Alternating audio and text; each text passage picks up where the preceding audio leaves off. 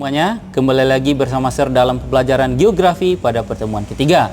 Pada pertemuan kedua dahulu, kamu telah memahami tentang konsep lokasi.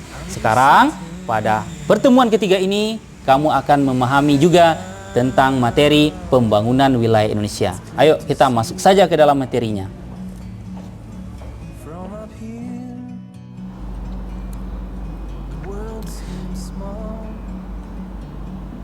Baik, masuk saja kita dalam pembelajaran kita pagi hari ini dengan judul kita adalah Pembangunan Wilayah Indonesia. Pada pertemuan 3 hari ini kita mulai pembahasannya. Pembangunan yang ideal. Yang pertama, tujuan pembangunan yang berimbang. Tujuan pembangunan yang berimbang yang pertama yaitu mengembangkan perekonomian secara bertahap. Yang kedua, mempercepat pertumbuhan ekonomi. Yang ketiga, mengoptimalkan pemanfaatan sumber daya sesuai kapasitasnya. Yang keempat, meningkatkan lapangan pekerjaan. Yang kelima, mendorong desentralisasi dari berbagai bidang. Seperti kita lihat pada gambar berikut. Jadi, pada gambar ini terlihat pembangunan jalan. Pembangunan jalan tergolong dalam pembangunan yang bertahap.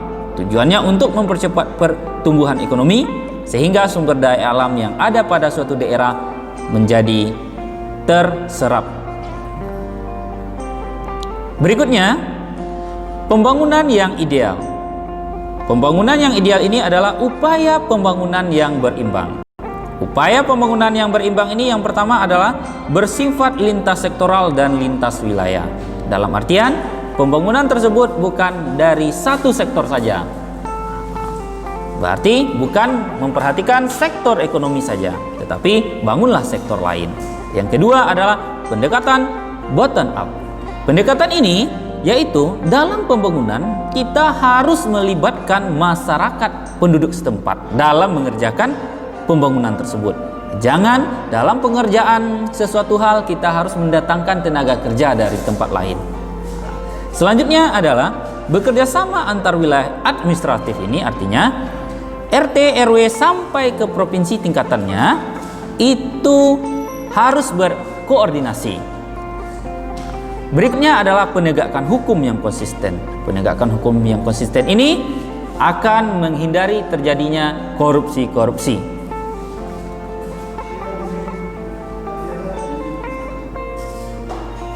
Berikutnya adalah pembangunan berbasis wilayah. Pembangunan berbasis wilayah ini yang pertama adalah pengembangan wilayah berbasis karakter sumber daya. Apa yang dimaksud dengan pengembangan wilayah berbasis karakter sumber daya? Faktor yang harus kita perhatikan adalah seperti kita lihat di gambar ini.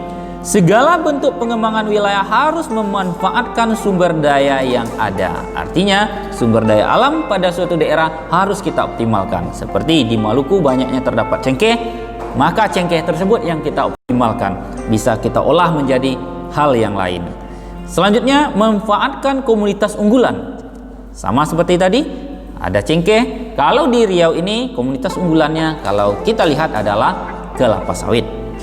Pembangunan berbasis efisiensi yang menekankan pengembangan melalui wilayah untuk peningkatan bidang ekonomi.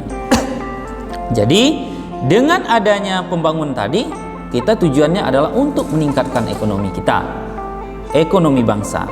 Dan pengembangan wilayah melibatkan pelaku pembangunan. Dalam artian pelaku pembangunan ini, kita harus melibatkan pelaku-pelaku usaha di suatu daerah. Berikutnya, pembangunan berbasis wilayah yang kedua, pengembangan wilayah berbasis penataan ruang. Apa yang kita maksud dengan berbasis penataan ruang? Silahkan dilihat dalam peta DKI Jakarta ini. Dikelompokkan menjadi 3. Yang pertama berdasarkan pusat pertumbuhan. Artinya apa? Jika terjadi suatu pemusatan di suatu pusat di daerah tersebut, maka wilayah sekitarnya akan gampang majunya atau gampang meningkatnya. Konsep integrasi fungsional. Konsep desentralisasi, artinya banyak pusat-pusat baru yang akan bermunculan. Berikutnya, pengembangan berbasis wilayah ini kita bisa melihat yang poin ketiga atau C, pengembangan wilayah berbasis penataan ruang. Daerah tertinggal disebabkan oleh beberapa faktor. Yang pertama, bisa kita lihat di gambar ini. Yang pertama yaitu kondisi geografis yang sulit dijangkau. Apa artinya? Bisa kita lihat di gambar yang saya tampilkan, yaitu masih terlihat jalannya yang rusak. Sarana dan prasarana terbatas. Memang kalau jalannya rusak, prasarana juga terbatas. Tidak semua sarana dan prasarana yang ada pada suatu tempat. Kemungkinan pada daerah-daerah seperti ini listrik masih ada yang belum. Tidak memiliki sumber daya alam. Kenapa wilayah tersebut kurang gampang majunya? Memang karena sumber daya alam unggulan pada suatu wilayah bisa dikatakan tidak ada. Selanjutnya, sumber daya manusianya juga rendah. Bisa kita lihat dari foto orang ini. Jalannya telah rusak, tetapi kamu lihat motornya. Motor yang dia pakai adalah matic. Seharusnya kalau jalannya seperti ini, motornya tidak cocok untuk matic. Itu dilihat sekilas saja dari gambar. Dan yang kelima adalah kebijakan pemerintah yang kurang mendukung atau kebijakan pemerintah yang kurang tepat. Nah, dalam artian apa? Pemerintah kurang memprioritaskan.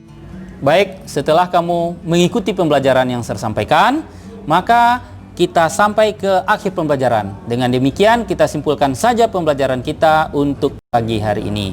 Yang pertama, dengan kamu memahami tentang pembangunan wilayah Indonesia ini, semoga ke depannya kita dapat mengatasi kesenjangan-kesenjangan yang ada di Indonesia ini. Dan juga suatu saat nanti wilayah Indonesia ini tidak ada menjadi wilayah tertinggal lagi. Sekian pembelajaran kita, kamu lakukan tugasnya yang ada di Edmodo. Terima kasih.